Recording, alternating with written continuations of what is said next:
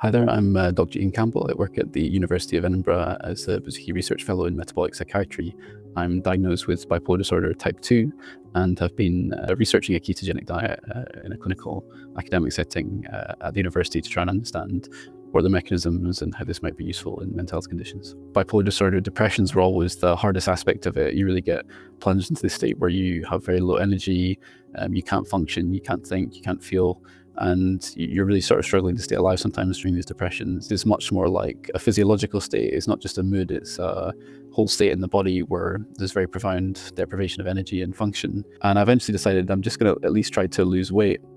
I was heavily overweight at the time, and I wanted to try and at least be as physically healthy as I could be and see if this would help in some way. So I came across this thing called the New Atkins diet. It's actually a kind of form of ketogenic diet. I didn't understand this at the time.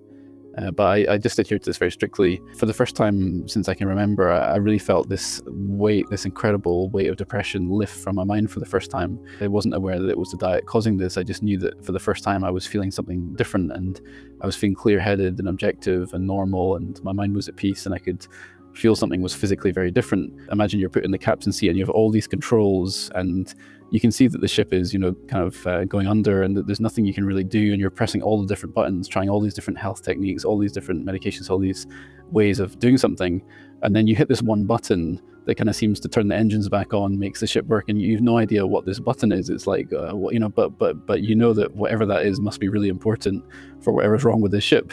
And so for me, ketosis was that button. It was like, I don't understand this, I don't know what it does, but I know that when I hit this button, everything gets better.